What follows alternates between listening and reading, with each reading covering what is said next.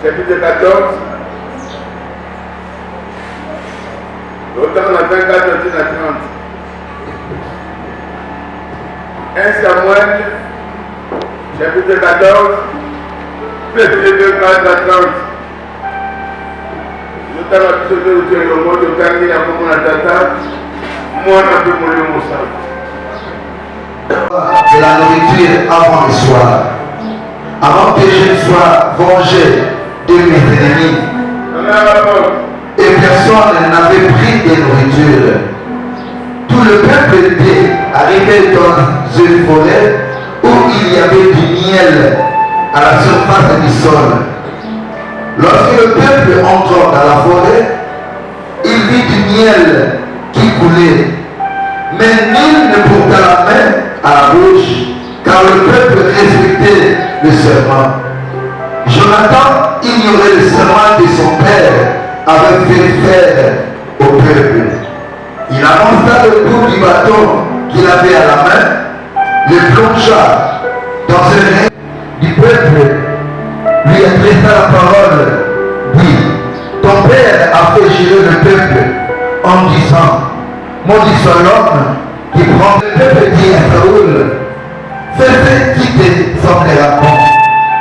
Saoul dit à l'Éternel, Dieu d'Israël, fais connaître la vérité, que Dieu me traite dans toute sa rigueur, si tu ne meurs pas, Jonathan. Le peuple dit à Saoul, quoi? Jonathan mourrait, lui qui a opéré cette grande délivrance en Israël, loin de là. L'Éternel le vivant, il ne tombera pas à terre un cheveu.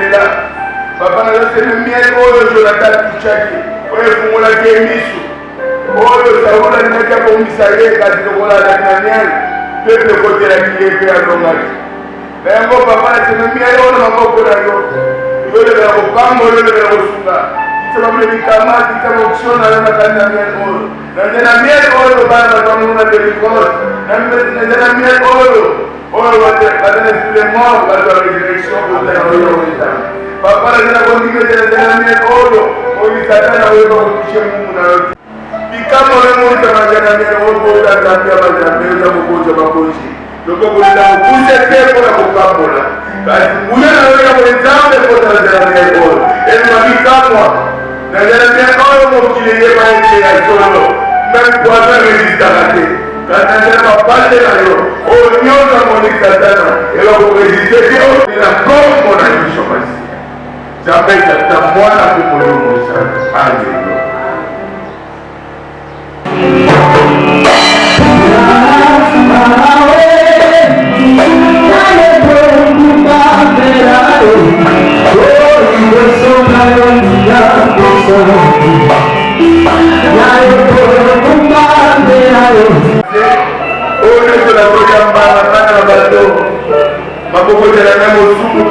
Comment on peut en nous de pas y et de faire le mouvement dans le pas pour la vie de comment on a aussi d'être le coup la bonne la fouilla la tienne mais dans le niveau de tout pas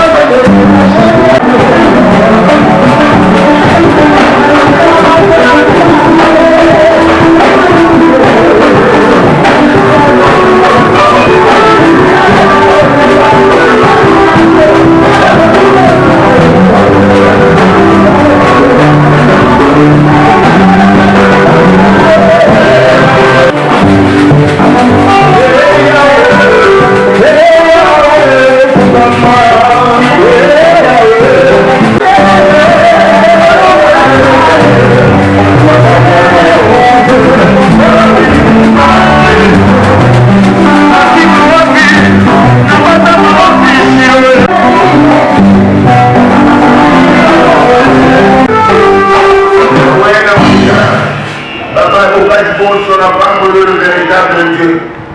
Papa n'est pas de miel, on a beaucoup de l'eau, on parle de la pénétration, on va de l'eau. Et de la miel, on a mis moi. Et de la miel, on a guérison, on a mis l'élévation, on a prospérité, on a peine et on a mal.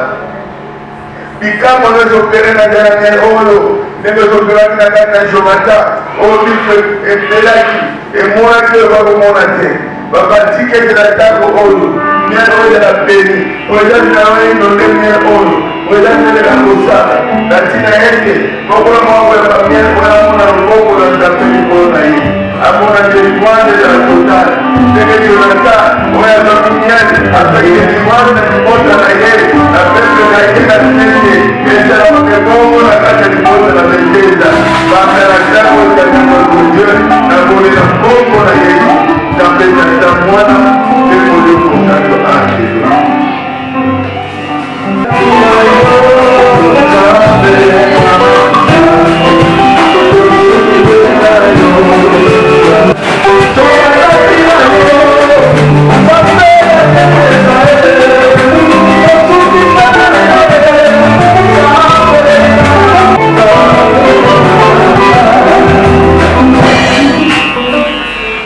Merci papa Nambuya.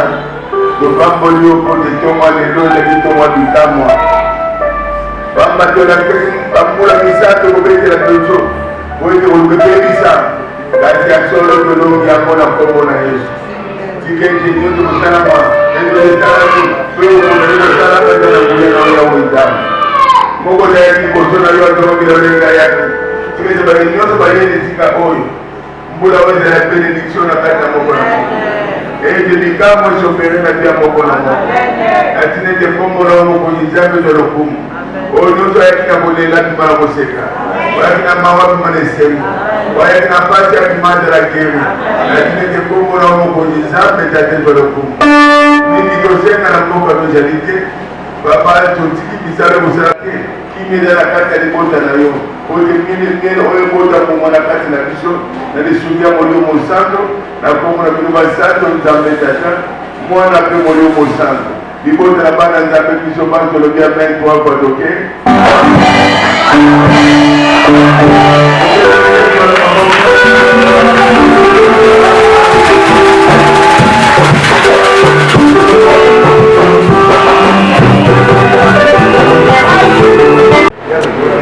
Jambo akambola bino batekanisi kokola na biso na République démocratique du Congo mpe na monde entier oyo bozwi opportunité ya malamu ya kolanda biso na Eco International. Voilà, émission Eco International ezalaka présentée par le pasteur Flam Kambola na caméra tozali na évangéliste Cédric Makela.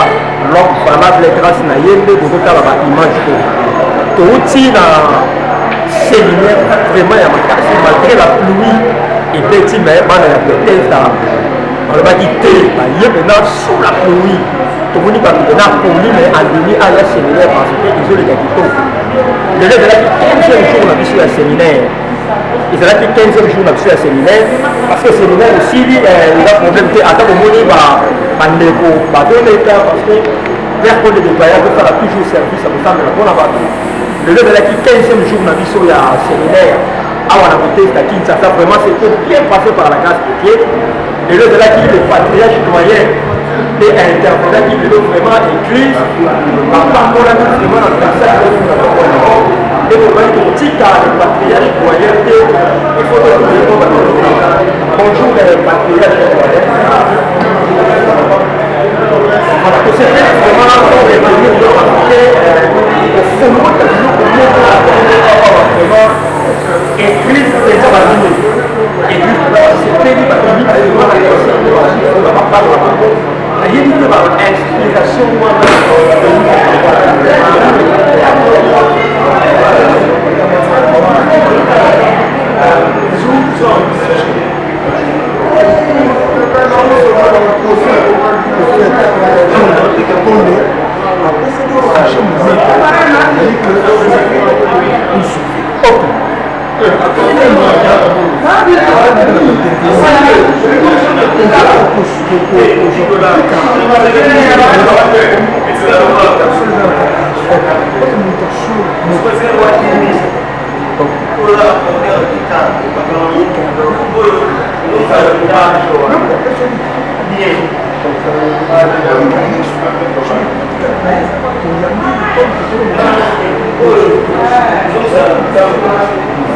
est-ce que vous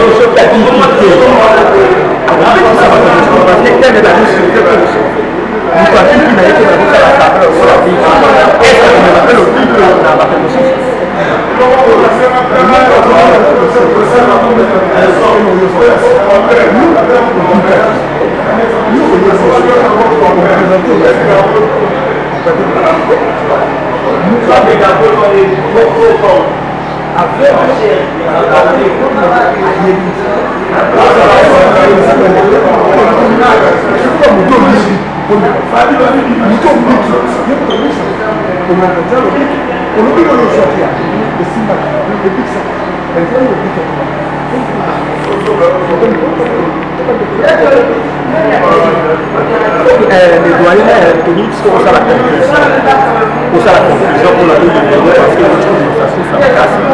conclusion pour y aller sur la bande de nini olo azolanda yo na moment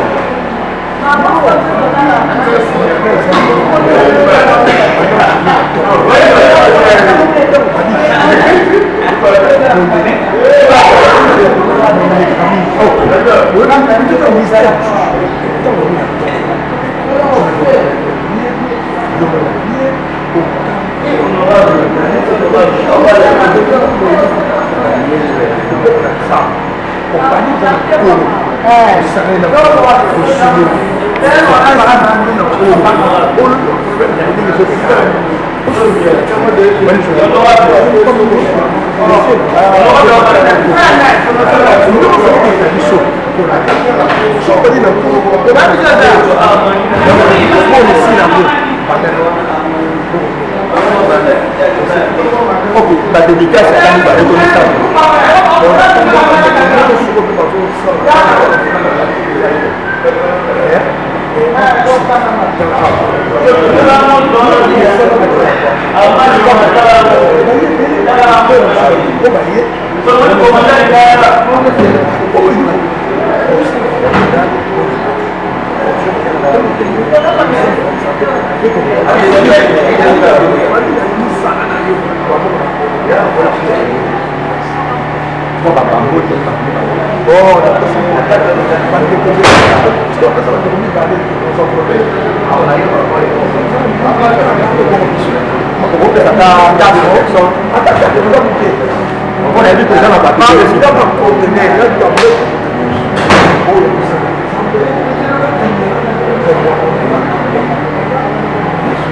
Bana Kine, Bana Zabra, Bana monde entier, n'a pas suivi nombre de partout dans le monde entier.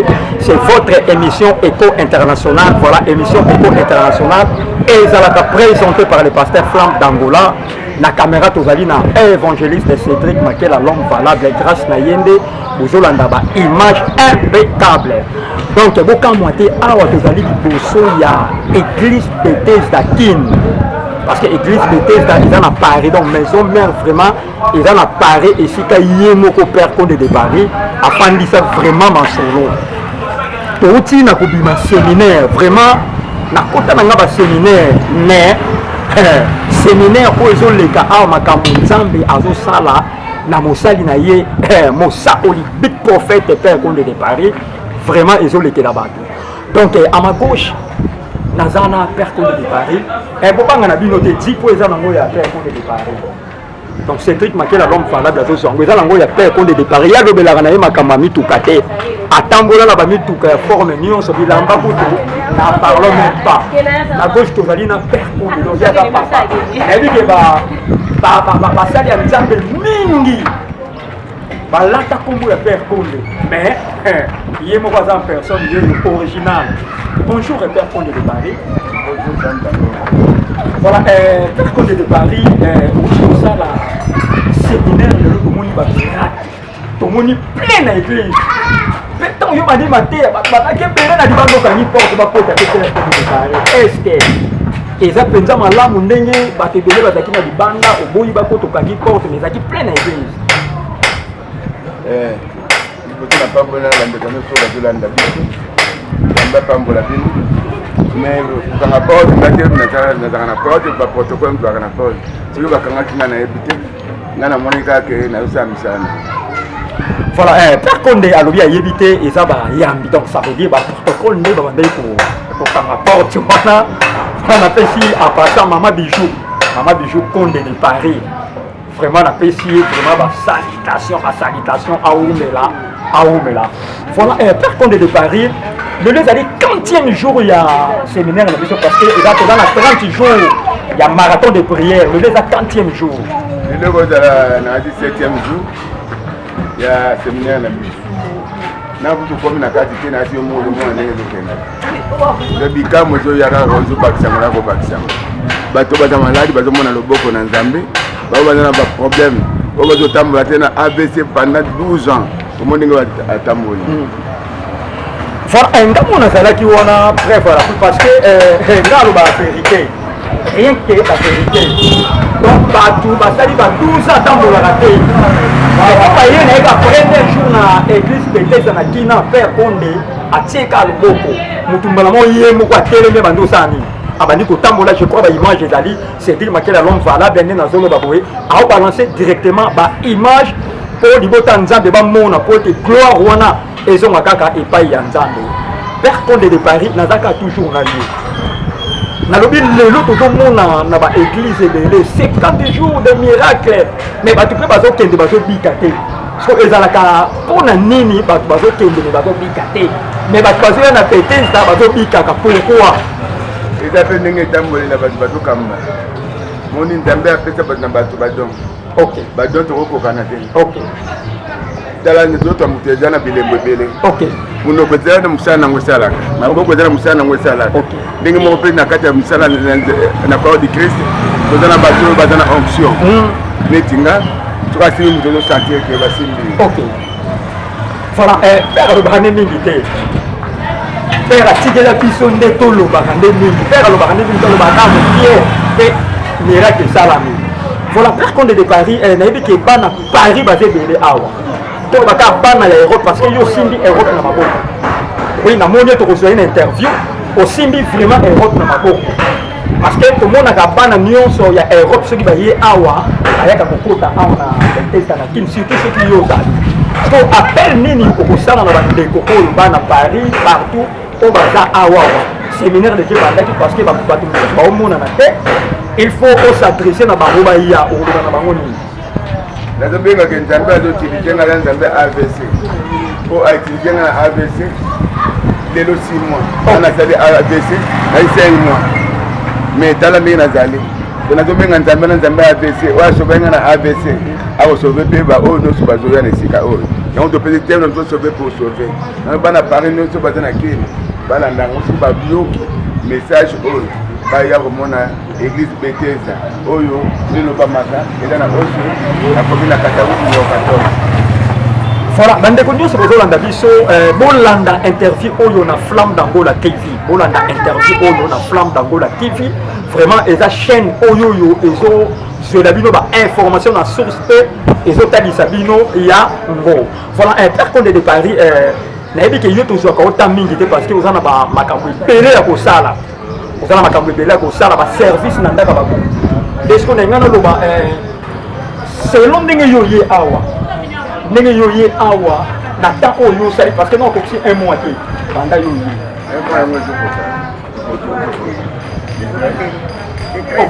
voilà père alobi akoki déjà un mois banda ye awa so banda yo ye awa ozomona vraiment Kinshasa ndenge nini na ndenge yo ye Kinshasa nazomona ngo kaka ndenge wana ezochange te ezaka ndenge toyebelanga ina yolobaka changement nano ekotike na yebike kokota mokakonti lokola baza kosala otika bango basala totala ndenge bakokona bamakambo bango ok voilà nalingi mpenza tomeka koimpengle makambo ya fondation Bethesda Fondation Bethesda wana ezali présidente Bijou Condé de Paris Maman Bijou Condé de Paris ya azali mpenza présidente ya Fondation Bethesda père nayebi te initiative wana est-ce que otiaka bango maboko ou bien osambelaka mpona bango ou bien osoutenaka bango mpe na bafinance